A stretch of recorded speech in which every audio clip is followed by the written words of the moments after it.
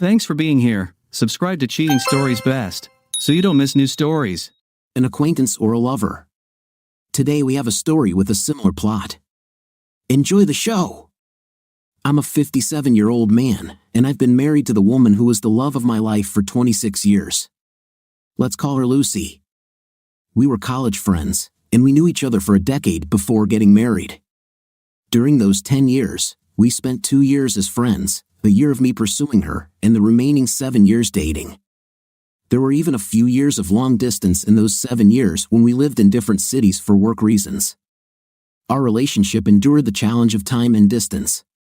Lucy wasn't just my wife and the mother of my children, she was also my closest friend since college. She understood me like no one else. That's why her betrayal shattered me. About a week ago, Lucy and I attended our college reunion. Our college holds a reunion every year for the classes that graduated 35 years ago. It's a big event with singers and celebrities performing. Alumni eagerly anticipate each year. This year, it was our class's turn to shine. We and our fellow classmates were excited to reconnect and see how we had all changed over the years. Lucy and I were particularly thrilled because we were one of the few college couples who had married and stayed together for so long. We walked into the event eager to show off our strong relationship. Little did I know that I was walking into a trap of my own making. We were having a wonderful time reconnecting with some of our dearest friends after many years. It felt like the best moments of our lives until someone approached us. We'll call him Rick. Rick had always been an admirer of Lucy, and everyone in our class was aware of his deep affection for her. Lucy was one of the brightest students in our class, and like any other attractive woman, she had her share of admirers in college. Yes, I was one of them too. However, Rick was not the type to just flirt, take a chance, and move on if the girl wasn't interested. He was the persistent type. He pursued Lucy throughout college and beyond. He didn't give up even though he knew she was dating and in love with me. I've always been a secure partner and didn't let his advances affect our relationship. Rick, along with everyone else, knew that Lucy was way out of his league, but he never stopped trying. I remember when Rick found out that Lucy had married me. He actually texted me and claimed that Lucy had made a mistake. He went on to say that he hoped I would care for her as much as he would have. Lucy and I simply laughed at his childishness and romantic notions. We hadn't heard from him or spoken to him since that day until the day of the reunion when Rick approached us. We thought he would have moved on by now considering it had been 35 years since college and 26 years since our marriage. However, to our surprise, he was still fixated on Lucy. He greeted all of us with hugs, and we reciprocated. However, Lucy opted to shake hands with him because his intense gaze made her uncomfortable. He took a seat across from Lucy and gave her an odd and intense stare, which didn't go unnoticed by anyone. I couldn't help but ask if he had brought his family to the reunion party. He replied that he was single. He mentioned that he had been briefly married in his 40s but had gotten divorced. I expressed my sympathy, saying, "I'm sorry to hear that," to which he responded dramatically, "Well, yes, you should be sorry. You stole my love," followed by a burst of hysterical laughter. If I were in my 30s, I might have considered physically confronting him, but as we're approaching our 60s, such things no longer hold much importance. Besides, Rick isn't the intimidating type. He's more of a sleazy loudmouth guy you wouldn't pick for sports. Even though everyone heard his joke, no one responded, and you could feel others becoming uncomfortable. So, we mostly brushed it off. However, Lucy became noticeably quiet. Nancy and I, Nancy being our close friend from college, took Lucy aside. We tried to lift her spirits, encouraging her to forget about the troublemaker and enjoy the rest of the evening. Knowing that Lucy tends to overthink things, we both attempted to ease her mind. Suddenly, Rick approached us out of the blue. I suspect he had been keeping an eye on us all along. To our surprise, he apologized, stating that he hadn't meant to upset her. Instead, he claimed he wanted to make her feel happy that despite the years of separation and the effects of aging on her appearance, she still had an admirer. I couldn't tolerate his cheesy words and told him to back off. He expressed genuine regret about causing discomfort. Lucy asked him to leave us alone, but he insisted that Lucy forgive him so we could enjoy the last gathering of our lives. Those words made me think it was time to put this behind us and move forward. That night was undoubtedly the final occasion for us to meet our old friends and classmates, so there was no point in dwelling on the past. Lucy hugged him and urged him to move on from her and let it go. We all hugged and headed to the dance floor to have fun at the party. Others joined us, and it turned into an enjoyable time. Later on, I noticed Nancy and Lucy talking to Rick, who was standing beside them. He was engaging in conversation and dancing in a comical manner, if that makes sense. I was relieved that this matter seemed to be resolved, and we could look back on it in a positive light. I kept an eye on them to ensure Lucy was okay. Rick was whispering something in her ear, and she smiled and nodded at him. I assumed it wasn't anything inappropriate, or else Lucy would have reacted differently. This gave me the green light to relax and enjoy myself with other friends and classmates. About an hour later, I noticed that Lucy and Nancy were nowhere to be seen. Initially, I didn't pay it much mind because we were all mingling separately.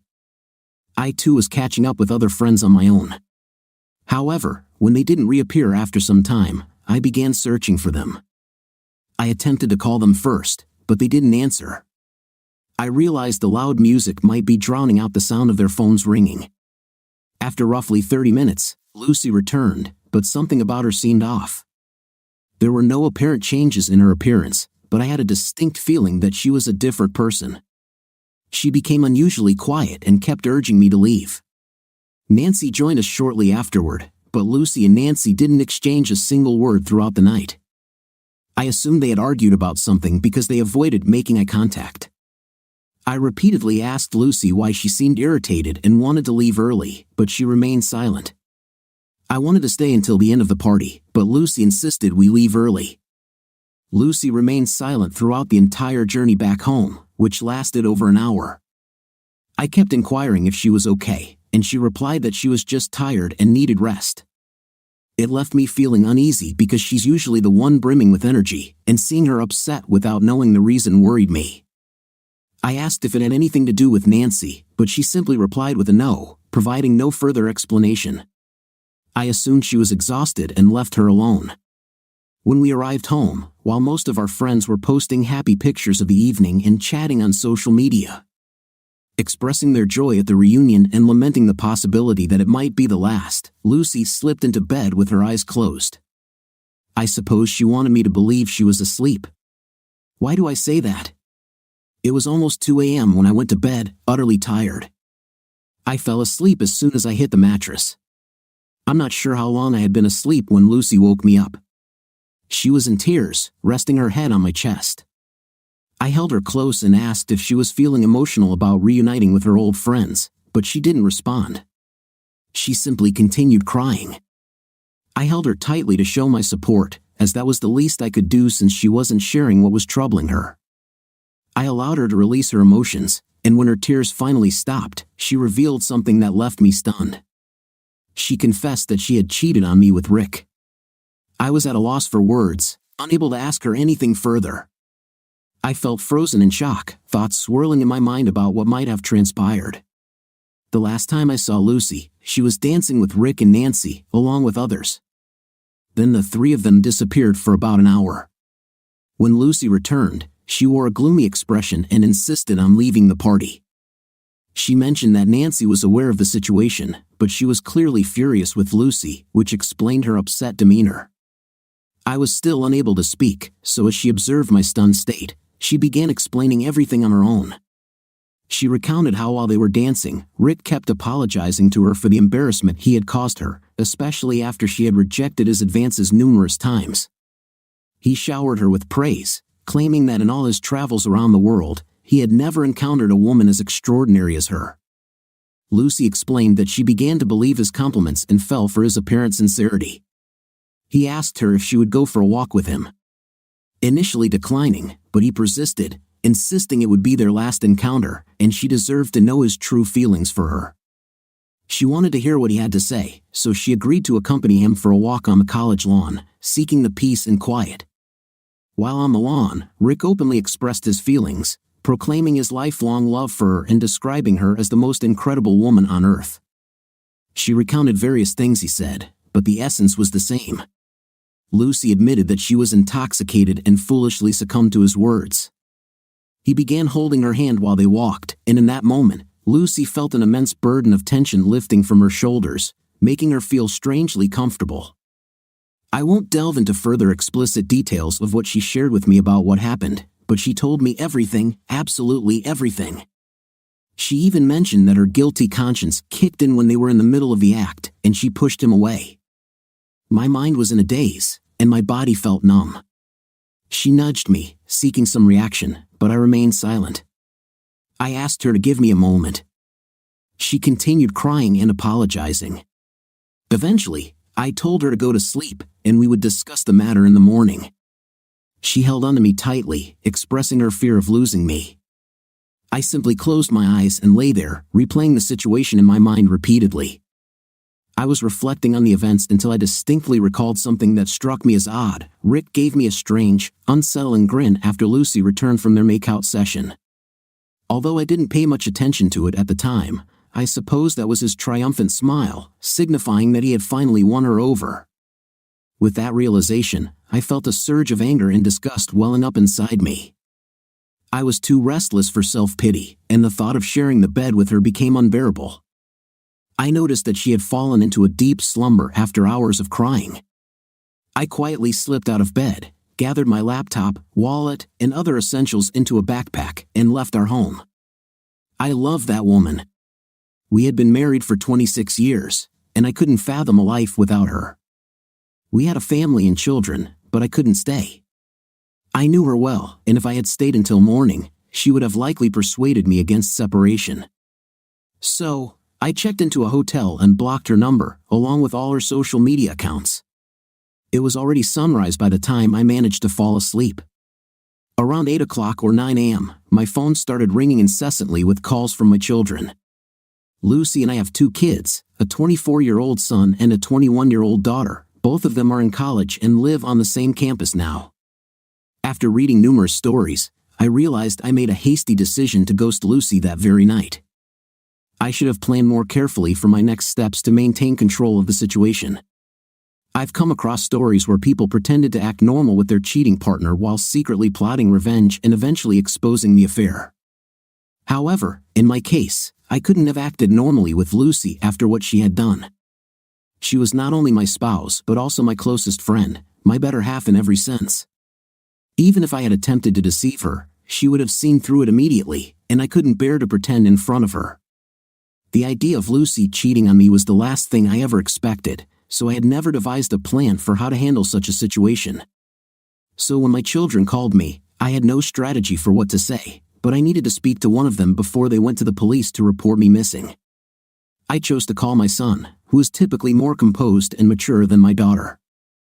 I informed him that there was no gentle way to break the news other than to tell him that his mother had cheated on me the previous night with her former lover or admirer, stalker, or whatever you want to call him. I explained that I needed some time to process everything. He was taken aback to hear that his own mother had committed such an act. Additionally, he knew that we had a strong, loving family, and we had always maintained a great relationship. Now, she had shattered that image. My children, as well as our relatives and friends, had always admired our close-knit, resilient, and proud family unit. He couldn't fathom the idea that his mother could do such a thing and kept insisting that there must be some misunderstanding. He repeatedly asked for the details and wanted everything explained in chronological order. However, I knew that going over all the details would shatter his spirit before he even had a chance to start his life. I expressed my wish that it were just a joke, but Mom had confessed her infidelity to me. He's 24 and has already experienced heartbreak, but I understand that this situation is taking a toll on him in a different way. I asked him to promise not to disclose this to anyone until I did.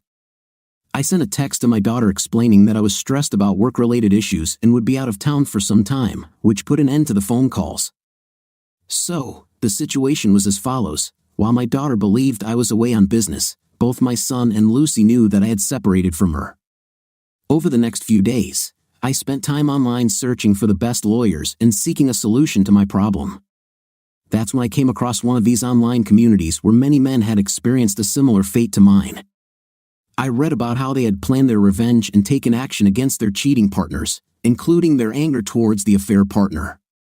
I understand their feelings, I truly do, but seeking revenge on Lucy is the last thing I would consider in life. I still love her deeply, and I would be lying if I said I could destroy her life in such a way. I don't want to, but I also cannot be with her again. Reconciliation is not an option for me. I'm unsure how I'll navigate this situation or if I'll ever recover from it. I have numerous responsibilities to handle: my work, my children, my assets, and more. I've scheduled an appointment with a lawyer for tomorrow, and I'll see what advice they have to offer. Both Lucy and I were management consultants, but in our late 40s, we both left our full-time jobs. Lucy pursued her long-standing passion for writing, and I became a business consultant for startups. As a self-employed individual, I don't have a fixed workplace. One of you mentioned concerns about Lucy potentially showing up at my workplace since I occasionally work from home or visit clients' offices.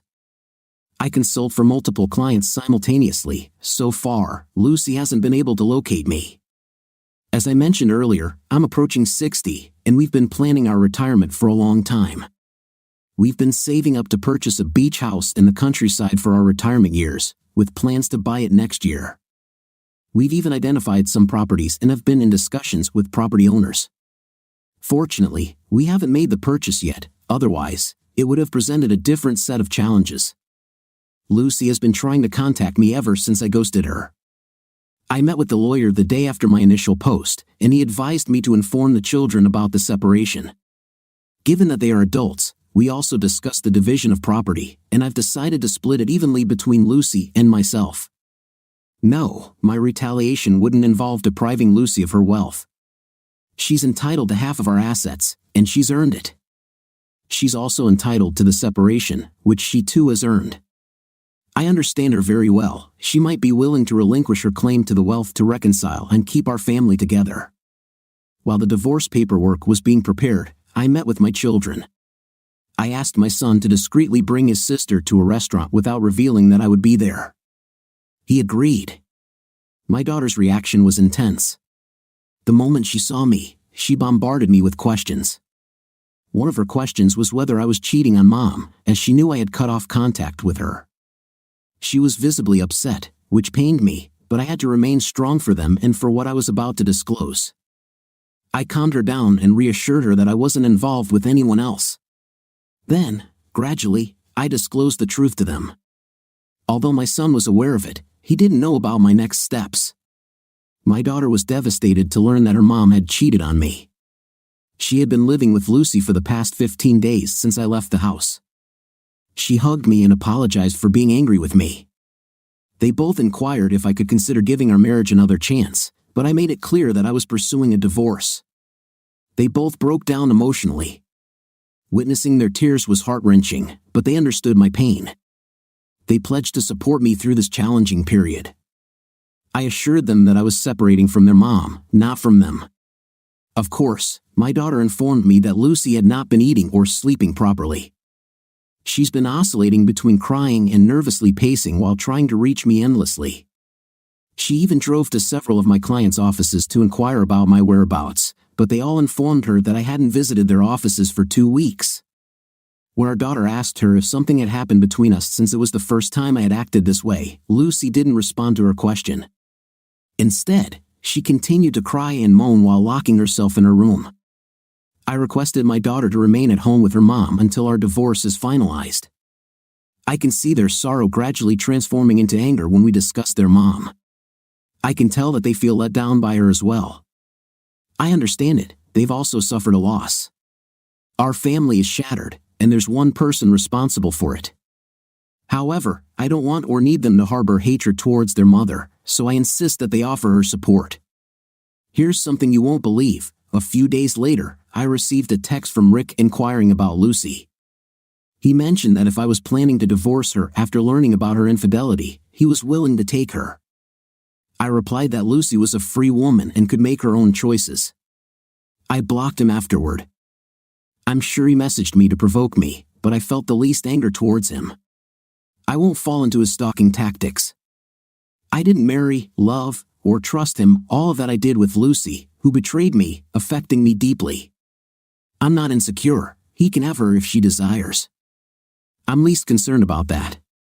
The divorce papers are supposed to be mailed today, and I'm still waiting for my daughter's call regarding Lucy's reaction. In the meantime, I still have many matters to sort out: my assets, retirement, and my children's well-being. I had a long list of things to take care of. First and foremost, my divorce has been settled now. When Lucy received the divorce papers, she didn't take it well. She became unhinged. Until then, she had been living in a bubble where she believed I was merely angry and would return to her once my anger subsided. That bubble burst when she received the papers. She insisted that my lawyer arrange a meeting with me, but my lawyer declined. He stated that she was getting half of all the assets, which was more than she deserved. She responded by saying she didn't want any assets, only me. I told you I know her. She expressed her desire to meet me once before signing the divorce papers.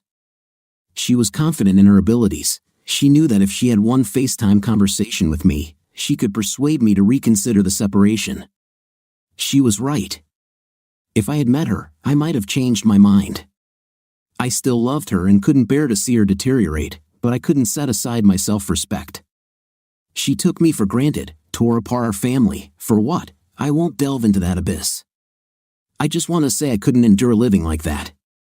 My daughter wanted to meet with me urgently. She informed me that her mom's condition had worsened to the point where she had to be hospitalized.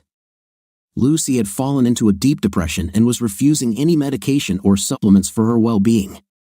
She had been admitted to the hospital and placed on a liquid diet because she had stopped eating altogether. I understand that many of you might perceive me as heartless and self-centered at this juncture, questioning whether I ever truly loved Lucy due to my apparent indifference to her declining health. My response is simple: have you ever experienced betrayal? If not, you cannot fathom the pain I'm going through. To say that I loved and cherished my wife would be an understatement. I practically idolized her. I was her staunchest supporter and fan, and we've been together for almost 3 decades. She's the mother of my children. Rick was partially right. Finding a woman like Lucy is exceptionally challenging. She possesses intelligence, talent, empathy, and all the qualities one desires in a partner. Therefore, I made sure to treat her accordingly. But what did she do in return? She struck me at my most vulnerable point. I never imagined in my wildest dreams that she would betray me, let alone with Rick. A few days after Lucy received the divorce papers, Nancy reached out to me. She asked about my well-being and inquired about Lucy. I informed her that we were going through a separation. She didn't appear surprised and mentioned that she knew the reason. Later, she called me. During our conversation, Nancy asked how I had discovered the affair. I explained that Lucy had confessed to it. She expressed her regrets and revealed that she had tried to warn Lucy about Rick. Nancy had advised her not to go out with him, but Lucy had ignored her counsel. Nancy disclosed something that reinforced my confidence in my decision. Her account of the incident had a slight variation from what Lucy had told me. According to Nancy, she and Lucy were happily dancing when Rick joined them and began making advances toward Lucy. He whispered in her ear, which Lucy claimed was an apology from Rick. Nancy was uncomfortable with Rick's advances and attempted to intervene, but she noticed that Lucy suddenly seemed to enjoy his company. When Rick proposed going for a walk, Lucy looked to Nancy for guidance. Nancy strongly opposed the idea, as everyone knew how unsettling Rick could be. However, after some time, Lucy excused herself and went for a walk with Rick. Nancy wasn't too bothered by this because Lucy had also expressed interest in going with him. Nancy was having a good time with other friends when she realized Lucy hadn't returned. Concerned for Lucy's safety, she went out to search for them. Can you believe where she found them? In the changing room of the college swimming pool. But where did Lucy claim they were? Out on the lawn.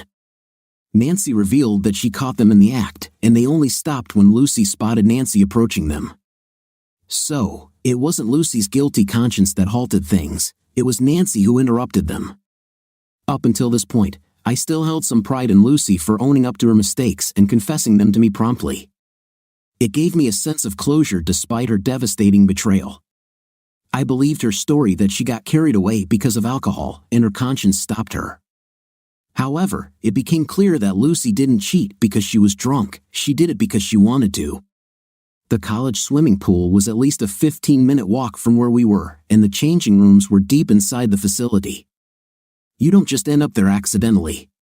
It was a deliberate choice on her part. After sharing her side of the story, Nancy asked if I could see myself giving Lucy another chance to rebuild our relationship since Lucy had confessed and been completely honest about her mistakes. The thing is, Nancy didn't know that Lucy's version of the confession was different, and I didn't clarify or respond to her question. Despite Lucy's miserable condition, she had lied to me, and that's when I lost all respect for her. Meanwhile, my children informed me that Lucy's condition was deteriorating, and she was on the brink of self-harm. Upon hearing this, I called Nancy and explained our previous conversation, where I had been told a different story by Lucy. I asked her to visit Lucy and have an open conversation with her. Lucy had been keeping her secret locked up, causing her immense suffering. I also instructed Nancy to inform Lucy that I was now aware of the actual truth of that night, and I had no intention of forgiving her or taking her back. It was in Lucy's best interest to prioritize her health because I knew she was intentionally harming herself in hopes of reconciliation. After all, I know her, don't I? Nancy paid Lucy a visit and provided me with an update. While Lucy has not fully recovered from her weakness and depression, my daughter mentioned that she's doing considerably better. Additionally, Lucy has gone ahead and signed the divorce papers, which was a significant relief for me. My plan is to wrap up my pending work and embark on a solo journey. I've decided to abandon my previous idea of settling down in one place because that would drive me insane. I acknowledge that I haven't handled the situation as perfectly as some folks in this community who faced similar circumstances, but I've done the best I could. Let's wait and see what the future holds. It's been a year since my last update. I wish I could say time has flown by, but it hasn't felt that way for me. I spent a few months in a motel and later rented a condo for a few more months until my divorce was finalized. As for my work, as I had planned, I gradually transitioned to clients with whom I could work remotely 100%. Regarding the money that Lucy and I had saved for our retirement home, she received 50% of it, and I distributed the remaining 50%, which was my share, evenly between my 2 adult children. I don't have a need for it, and they are responsible enough to put that money to good use. As for Lucy, she is still undergoing therapy. Nancy maintains regular contact with Lucy and occasionally checks in on me. She shared something surprising about Lucy that I never expected. Keep in mind that this information comes from Nancy, who is still supportive of Lucy, so take it with a grain of salt, but she has no reason to deceive me. Here's the revelation, brace yourself. Despite my repeated claims that I know Lucy well, even after her infidelity, hearing this made me question whether I ever truly knew her. I always considered Lucy a strong woman with a resilient mind, but it seems that loneliness took a toll on her. Lucy began chatting with Rick, and he reciprocated by expressing his love for her until he learned about our divorce. Strangely, as soon as he found out, he started acting strangely and essentially ghosted her. Lucy was heartbroken to discover that Rick stopped communicating with her after she informed him about the divorce. She reminded him of his claims of love and desire to be with her. Despite everything, it turned out that he was merely flirting with Lucy for a casual physical relationship, which he got. He stated that he couldn't commit to a marriage or any emotional relationship with Lucy because she's such a strong-willed woman. For those who know Lucy, it's nearly unbelievable that she pleaded with Rick for a relationship. She couldn't have stooped lower because everyone knew Rick to be unsavory. Rick revealed his true intentions by admitting that he was only interested in a physical relationship, while Lucy sought emotional support, not just physical intimacy. He mentioned having a live-in partner and being content with that arrangement. It appears that all of his love and admiration were insincere. When Lucy and Rick had a disagreement, he concluded it with a hurtful remark. He indirectly taunted Lucy by suggesting that he had succeeded in deceiving her. He claimed that he thought Lucy was intelligent, yet he managed to trick her, implying that he was the cleverer of the two. This caused her to sink deeper into depression as she had lost everything by falling for his deceitful lies. The last update I received about Lucy was a couple of weeks ago. My daughter had been staying with Lucy since I moved out of the house. She needed someone's company to help her cope with her depression. However, after living with her for a year, my daughter realized that she could no longer coexist with Mom as Lucy had become extremely difficult. Lucy, who was once emotionally resilient, has transformed into an insecure and erratic individual who constantly seeks the presence and attention of others. She has also become delusional and disoriented. Lucy has morphed into a controlling and possessive mother. She bombards my children with calls and messages. If they don't respond promptly, she even insisted that my son move in with her until he got married, but he declined her request. She has been pressuring my daughter to spend time at home instead of going out with friends or taking vacations. My children are no longer kids, they are adults now and can't be restricted. Whenever my daughter tried to address Lucy's intrusive behavior, Lucy would break down and express her fear of losing them, especially after losing me. My children reassured her that they had no intention of abandoning her and were doing their best to help her cope with her depression. However, they warned her that if she continued to be so controlling, they might have to reconsider. This led to heated arguments, with the children accusing her of not supporting them during their most challenging times.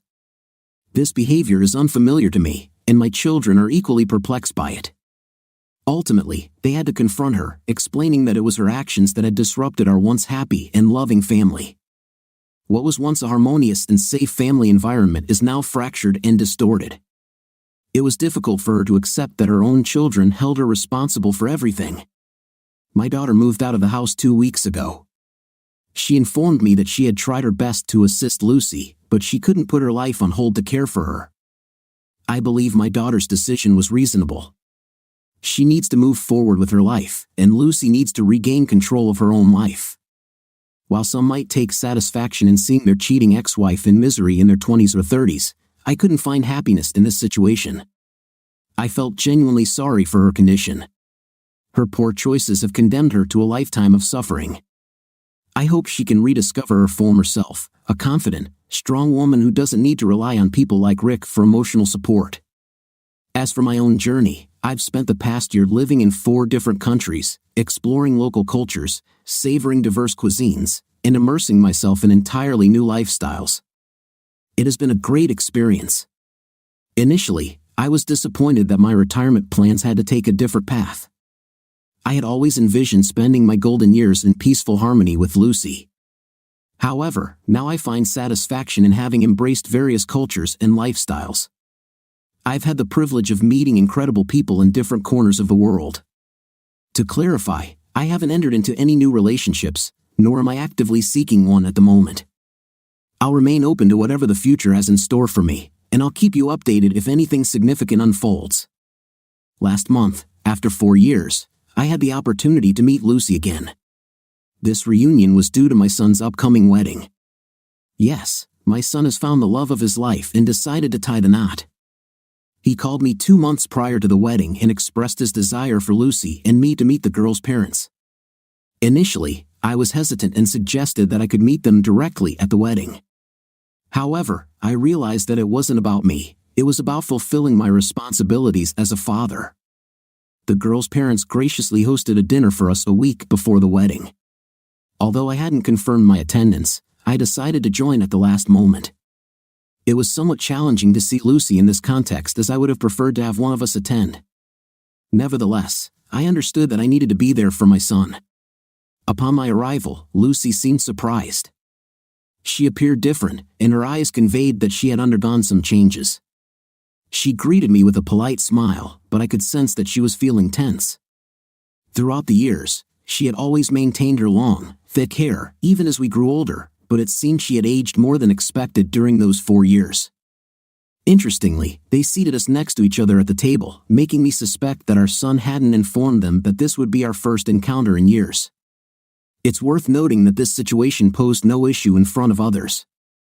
She remained silent, but as soon as we had a chance to talk privately, she commented that I appeared healthier and happier. I acknowledged it, attributing it to cutting off all the toxicity from my life. This caught her off guard momentarily, and she glanced around to ensure no one overheard us. She inquired if I was in a relationship, but I evaded the question, stating that my relationship status shouldn't concern her. During our conversation, I barely made eye contact with her, focusing my attention on everyone else primarily. After the dinner, when it was time to leave, I bid everyone good night with hugs, but I simply nodded my farewell to Lucy, telling her to take care. I suppose she didn't anticipate that, as she also stood up when I was saying my goodbyes to everyone. It happened quickly, so I don't think it was too awkward for the others. Surprisingly, my interaction with Lucy was quite uneventful. She seemed either intimidated by me or too anxious to engage in more open conversation. Whether she was overthinking or not, I didn't dwell on it much. After leaving the gathering and stepping outside, my son accompanied me and offered for me to spend the next few days with him, but I declined, assuring him I would call. I then drove to my hotel. By the way, I don't have a permanent residence, I'm mostly out of town, and when I'm in town, I stay in a motel. Transitioning into a nomadic lifestyle after being a family man for 26 years was challenging. But I've grown accustomed to this adventurous life, and I'm thoroughly enjoying it. Aside from my family situation, I have another update. I now have a companion. Yes, during my visit to Tokyo 2 years ago, I met Ashleen, who is 52 years old. She had recently come out of an abusive relationship and was savoring her first solo trip.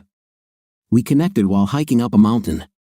We became friends because neither of us was seeking a romantic relationship at the time. After our time in Tokyo, I was about to head to South Korea, while she was heading to Thailand. We stayed in touch for the next 6 months and eventually decided to plan our trips together. For the past year and a half, we have been traveling together to over 8 countries. We became travel companions and didn't rush into anything physical or emotional. During the initial 2 months of our travels, we both took our time getting to know each other better, and we were clear from the start that we didn't want to get married. For now, we want to relish the experience of traveling and exploring different places. My children were aware of Ashleen, but they chose not to disclose this to Lucy, fearing it might trigger her depression again. After arriving at the hotel, I called my son to explain why I declined his invitation to stay with him. I informed him that Ashleen had accompanied me to town, and I couldn't leave her alone. I expressed my desire for Ashleen to attend the wedding. He was excited but also apprehensive about Lucy's reaction. I emphasized that Ashleen should be at the wedding because she's my partner and should meet my family. My son added his sister, my daughter, to the call to get a second opinion, but mostly to discuss it among the 3 of us. She agreed with me that Ashleen should meet the family. The wedding was a week away, so I used that time to give Ashleen a city tour since it was her first visit to Kentucky.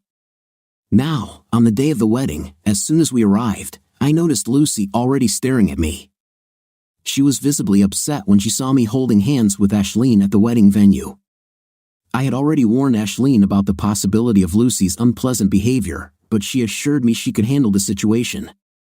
This was the first time I witnessed how controlling Lucy had become since our separation. She rushed toward us and grabbed my wrist, attempting to pull me aside. I firmly told her that I didn't want a private conversation with her. She questioned if Ashleen was my girlfriend or if I planned to marry her. I replied that it shouldn't concern her and asked her to leave us alone because the guests were arriving and some were noticing Lucy's tears and anger. She insisted that she didn't care about anyone else and needed to resolve this matter one way or another.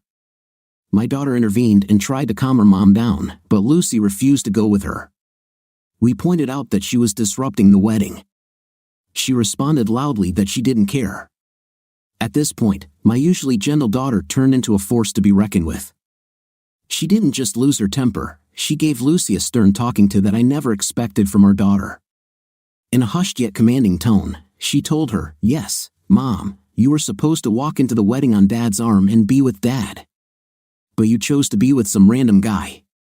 So either accept it and move on right now, or I'm going to make sure you're kicked out of the wedding before it even begins." I almost wanted to intervene, as it's natural for a parent to do so when they see their child in distress, but my daughter was tougher than I could ever be when it came to her mom. As she pointed her finger at Lucy and meant every word, I felt the tension in Lucy's grip on my wrist release. I saw Lucy's face quiver as she let go of me, and she stared at me for 3 seconds. During that time, her expression shifted from anger to betrayal to sadness. She didn't say a word, but her face revealed a whirlwind of emotions.